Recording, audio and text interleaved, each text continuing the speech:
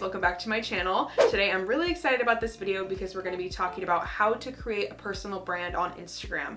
I'm going to be sharing 3 simple tips, 3 things that I think you should be doing on Instagram if you have a brand, starting a company, if you have a blog. Really, these things can be applied to anything. I talk about branding and things like that a lot on my Instagram and also my design page. If you guys aren't aware, I do have a design page. I'm a graphic designer, so you guys should follow me. It's just Jamie Ray Designs.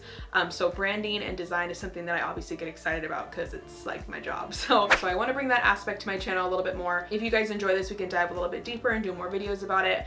But yeah, I think it's going to be really fun. If you guys are interested in that, please keep watching. So I'm going to go in order of importance, things that I personally think are essential to starting a brand on Instagram. And number 3 is custom Instagram highlights. So this is number 3, but I think it is really, really important if you have a brand or a blog or anything like that on Instagram. So you can do symbols, you can do text, you can do a mix of both. I have a mix of both, you guys have seen on my Instagram. And I think it's really important to do that, kind of like section off your page so people can get to know you a little bit better, like the first time they're coming to your profile. Like if you are a brand and you sell some type of product, people want to learn more about it. Instead of just going to your website, they can check out your Instagram while they're there so they don't have to leave the app.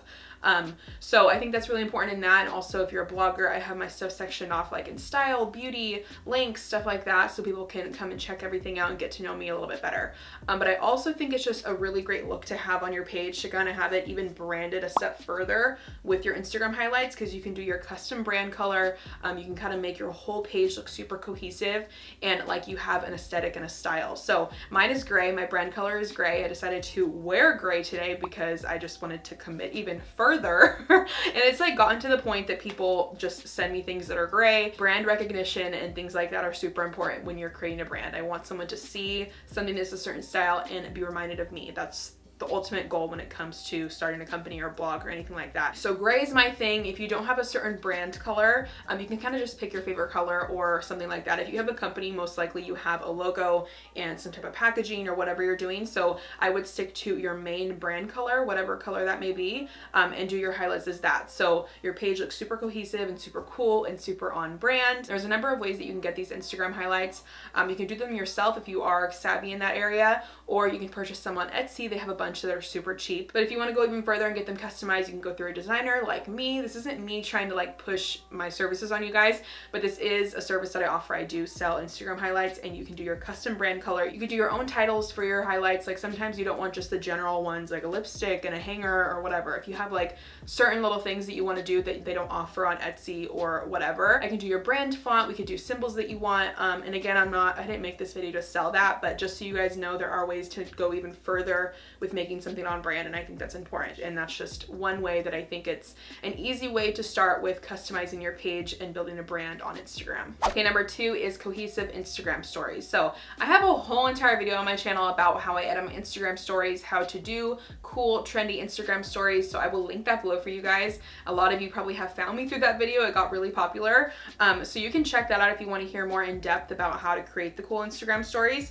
But I'm just mentioning cohesive Instagram stories because I think it's important to align even your casual everyday Instagram stories with your brand and your feed posts. So for example, things that I did was like pick a font, pick a color, pick a filter, and stick to it. Cohesiveness is like the main thing when it comes to creating a brand. You don't want to be all over the place because you're not going to have one solid thing that is your brand. You want to stick to something and keep using it. So I only use the typewriter font on my Instagram stories. I mean, like maybe every now and then, depending on the picture, I'll do something else, like if you can't really see the typewriter font, but for the most part, like 95% of the time, it is the typewriter font in white or black, just because that's my style. Even had my friend tell me that font reminded her of me, which was like, I was like, that's exactly what I'm going for, so that's perfect.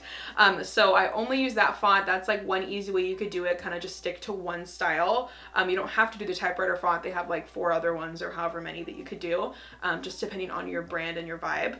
But I also, whenever I post like some type of like text post and it has color, or let's say I'm like reposting a photo to my story and I can color the background to a certain color, I will only use this one one gray color or just one of the shades of gray because my color is gray. I'm not like posting a story with pink and like with text. Like someone would probably be like, whose story is this? If you see the gray, you probably know it's me. So that's kind of the goal, for someone to see something and know that it's you even if they don't see your name right away. You know what I mean?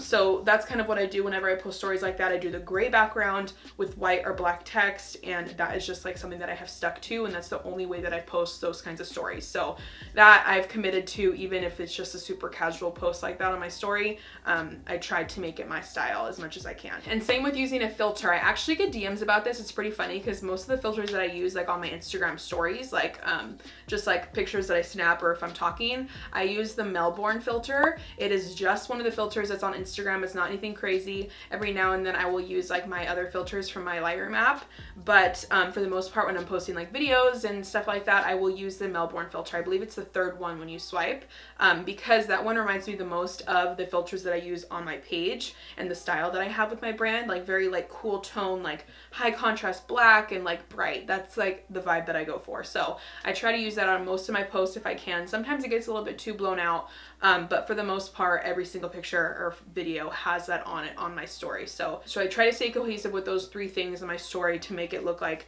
if you didn't see my name on Instagram story, you would know that it was me, because that's the style that I stick to. So those are just a few simple ways you can make your Instagram stories super cohesive. If you want to know more about Instagram stories and learn more tips and tricks, like I said, you can check out that video that I posted. I have so many tricks in there that you guys can learn. So yeah, just had to mention that because I don't want you guys forgetting about Instagram story when it comes to your brand. Okay, tip number one, something that I think is the most important when it comes to Instagram, is using the same filter or the same preset on all your photos. So I'm mainly talking about feed photos. You could also apply this to your Instagram story photos. Like I said in the last one, I always use the Melbourne filter, but every now and then I will use my preset on my stories. If it's like a more high quality photo that I'm posting to my story, I want it to kind of like be a little bit more edited. I think this is so important. I have so many Instagram videos on my channel, like Instagram editing tips, how I edit my photos and stuff like that. And I've been doing them for a few years now, but one thing that has always remained the same theme, the same tip in all those videos is to use the same filter. If you're trying to maintain a cohesive theme and cohesive vibe on your feed, you need to use the same filter. That's just like the most simple way to put it. Obviously you need pictures that have the same tones and stuff like that in it to stay cohesive, but it really comes down to using the same filter, because even if you have two photos next to each other that have the same thing in them, the same color scheme, the same lighting, everything, if you use two completely different filters, it could totally change the vibe of the photo. One could be warm tone, one could be cool tone, and they just don't look the same next to each other. They could be like two totally different people's photos. So that is just something that I had to mention because I think it is so important. So whether you use VSCO Cam or any other app, I use Lightroom now. VSCO, you can just pick your one filter that you use. I always used to use A6 when I used VSCO. If you guys are curious, you will see that in my old videos. I don't use VSCO Cam anymore. I only use Lightroom, a little bit more advanced, kind of moved on to that. I do have a Lightroom preset for purchase. Again, I'm not making this video to promote that at all. I just had to mention because I know I'm gonna get questions. I have a few videos on my channel about that if you guys want to learn more about that. If you see my profile and you're wondering what I do, that's what I do. It's the only filter that I use, my Virgo preset. I will link it below, but yeah, I think it's super important to use the same filter because it creates that whole layout on your page and just creates the cohesive vibes. Also an extension of my brand, really a main part of my brand are my photos. So I think that's something that's really important. Yeah, those are pretty much all the tips that I wanted to share for today. Those are just the 3 basic simple tips that you guys can start with when you're starting a brand. And like I said, this can be applied to a few different things. If you have a blog like me, YouTube channel, whatever, I also use these things on my design page. I don't really use filters on my pictures because I'm posting like logos and things like that. But when it comes to like my stories and my Instagram highlights, I have everything branded to my brand. So I think it's super important whether you are a brand, business, or a blogger, whatever. I always like to think of my blog like a business, like a brand. I've thought that way since I started it, and I think you guys should too. I hope you guys enjoyed this. I hope you learned a little bit more. If you guys do like this, I can do more videos like this. I could do more branding videos, design videos, whatever. I get a lot of questions actually to do more videos about my graphic design company. I don't really know like what videos you guys are wanting to see.